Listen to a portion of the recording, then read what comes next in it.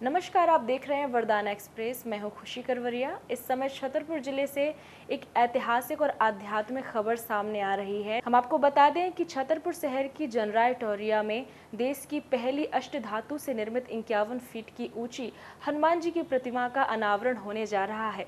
निश्चित रूप से छतरपुर जिले के लिए गौरव का विषय है। क्या है पूरी आयोजन की खबर, हम आपको जरूर बताएंगे, पर रुकेंगे एक ब्रेक के लिए।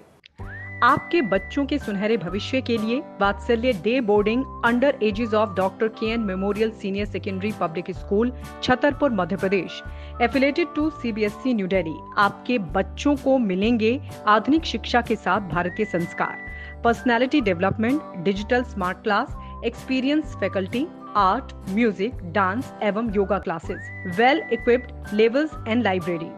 अब देर मत करें, बच्चों के भविष्य को बेहतर बनाने के लिए आज ही संपर्क करें। डॉक्टर के memorial senior secondary public school, Saura road, Chhatarpur Madhya Pradesh. एक बार विद्यालय कैंपस का विजिट अवश्य करें। ब्रेक के बाद आपका पुनः स्वागत है। हम आपसे बात कर रहे थे कि छतरपुर जिले में किस प्रकार से जनराय टोरिया में देश की पहली हनुमान जी की अष्टधातु से निर्मित प्रतिमा का अनावरण होने जा रहा है। हम आपको इसके कार्यक्रमों का भी विवरण देंगे जो 24 मार्च से प्रारंभ होने वाले हैं और लगातार 2 अप्रैल तक चलेंगे। 2 अप्रैल को हनुमान जी की प्रतिमा का अनावरण होगा। हम आपको बताएंगे इसके बारे में विस्तार से, पर अभी हम सुन लेते हैं जनराय टोरिया के महंत श्री भगवान दास श्रृंगारी जी ने इस पूरे आयोजन को लेकर के क्या कहा। आइए सुन लेते हैं। यह प्रतिमा का निर्माण 2018 से प्रारंभ हुआ था। बीच में कोरोना के समय में कुछ डाउन रहा, फिर 2022 से तेजी पकड़ा, तब से चलता रहा निरंतर। प्रयास था हमारा कि जब अयोध्या में रामलला विराजमान होंगे तो उनके बाद तत्काल श्री हनुमंतलाल जी महाराज को इस बुंदेलखंड की धराधाम मध्य प्रदेश के मध्य छतरपुर पर स्थापित होगी, क्योंकि यह जो मंदिर है यह आजान भुज सरकार का मंदिर है। आजान भुज राम जी का ही स्वरूप है और अयोध्या में राम जन्मभूमि भी इस मंदिर से जुड़ा हुआ मंदिर का इतिहास है, क्योंकि प्रण की उस समय राम जी का स्वरूप आजान बाहु हो गया। ये आजान भुज सरकार राम जी का ही नाम है, लेकिन विश्व का एकलौता मंदिर है। आजान भुज सरकार के नाम से विश्व में कोई भी मंदिर नहीं है, केवल यही मंदिर है जहां राम जी अकेले विराजमान है। मंदिर बहुत हैं, लेकिन राम जी कहीं अकेले नहीं मिलेंगे कि मूर्ति यहाँ बनाएंगे और इतनी भव्य बनाएंगे कि जब राम जी इकलौते हैं भारत में, तो भारत में हम अभी फिलहाल हम यही कहेंगे कि भारत में अष्टधातु से निर्मित हनुमान जी की ये पहली मूर्ति है। इंडिया में दूसरी मूर्ति इतनी बड़ी अष्टधातु की हनुमान जी महाराज की कहीं भी नहीं है, तो वो भी स्वप्न हमारा पूरा हुआ। अब इनकी प्राण प्रतिष्ठा महोत्सव जो है 22 तारीख से वो 24 मार्च से प्रारंभ हो रहा है, जो मोटे के महावीर संत शरीर आश्रम से कलश यात्रा चलेगी। बड़े तालाब से जल लिया जाएगा, चौक बाजार होते हुए, बस स्टैंड होते हुए इस स्थल पे कलश यात्रा आएगी। सामने यज्ञ मंडप तैयार हो रहा है, इसमें 9 दिवसीय श्री राम मारुति महायज्ञ का आयोजन होगा और हनुमान जी महाराज के नीचे एक भव्य दिव्य मंदिर बन चुका है, जिसमें 5 फुट की चोला चढ़ने वाली हनुमान जी की पंचमुखी मूर्ति विराजमान होगी और उसी के सामने मंच बन गया है, जिस मंच पे देश के ख्याति प्राप्त संत जगत गुरु महापुरुषों के कथा प्रवचन का भी आयोजन है। 24 से हमारे इस बुंदेलखंड के श्री सीताराम दास जी महाराज बुंदेलखंड पीठाधीश्वर वो 9 दिन रहेंगे और 25-26 जबलपुर से श्री नरसिंह धाम मंदिर से जगत गुरु नरसिंह देवाचार्य जी की कथा उनके मुख से सुनने को मिलेगी। 27, 28, 29 3 दिन तो ये क्लियर है कि कामदगिर पीठाधीश्वर जगत गुरु राम स्वरूपाचार्य जी महाराज के मुखारबिंद से कथा, जो भारत में सबसे दिव्य राम कथा के वक्ता हैं, उनके मुखारबिंद से होगी। और 29, 30, 31, 1 ये 3 दिन हमारे जगत गुरु विष्णु देवाचार्य जी महाराज मैथिल पीठाधीश्वर मिथिला के उन जगत गुरु के द्वारा होगी।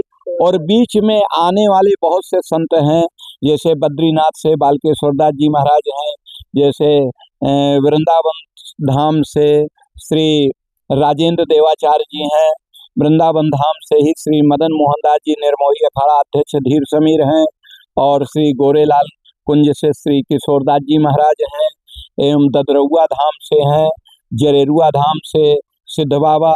ऐसे अनेक संत बुंदेलखंड के धरा के तो जो संत हैं वो तो आना ही आना है, लेकिन अयोध्या से भी स्वामी जन्मेजय शरण जी, श्री राजू दास जी और दिगंबर अनी अखाड़े के महंत श्री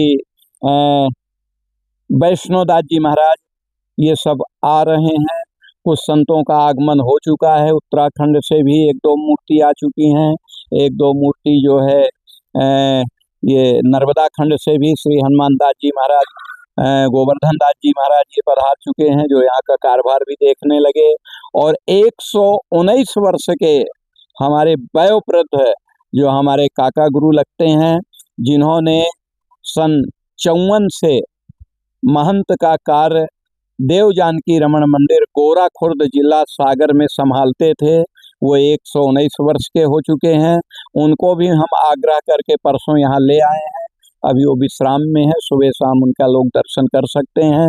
इस तरह से श्री हनुमंत लाल जी महाराज की प्राण प्रतिष्ठा महोत्सव में सुन करके संत अनुमति अपनी दे रहे हैं आने की। कौन कौन कहाँ से संत आते हैं ये विशेष हम जानकारी नहीं दे पाएंगे, क्योंकि अब ये जिनका कार्यक्रम है वही जाने, अपन नहीं जानते। राम जी का कार्य है, हनुमान जी की सेवा है, लेकिन कार्यक्रम बहुत भव्य और दिव्य है। तो अभी आपने सुना जनराय टोरिया के जो महंत हैं भगवान दास श्रृंगारी जी महाराज को, उन्होंने किस प्रकार से बताया कि आयोजन किस प्रकार से किया जाना है। 24 मार्च से जो 2 अप्रैल तक रहेगा। 24 मार्च को कलश यात्रा के साथ इस भव्य आयोजन का शुभारंभ होगा और यह कलश यात्रा संत श्री शरीर महाराज आश्रम से प्रारंभ होगी। समय प्रातः 10 बजे से रहेगा। इसी के साथ साथ 24 मार्च से ही श्री राम एवं हनुमंत कथा का भी आयोजन प्रारंभ हो जाएगा।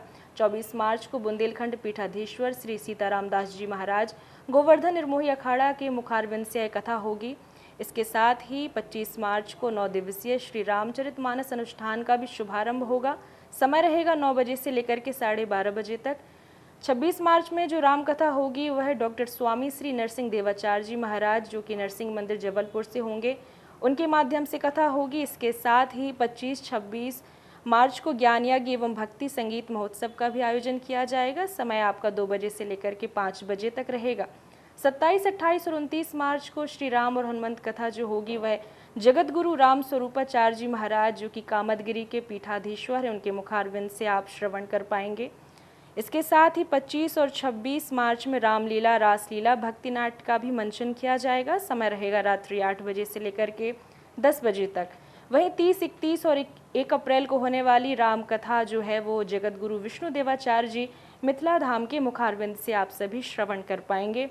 और अंततः 2 अप्रैल को गुरुवार को श्री रामचरितमानस अनुष्ठान की पूर्णाहुति होगी और महाबली के विशाल विग्रह की प्राण प्रतिष्ठा भी होगी प्रातः 8 बजे से। इसके साथ साथ समस्त नगरवासियों के लिए विशाल भंडारे का भी आयोजन किया गया है, जो दोपहर 1 बजे से प्रारंभ हो जाएगा। इस पूरे कार्यक्रम की जिम्मेदारी बागेश्वर धाम के पीठाधीश्वर श्री धीरेन्द्र कृष्ण शास्त्री जी महाराज ने भी ली है। वो और उनके सेवादार इस पूरे आयोजन के दौरान सक्रिय रहेंगे।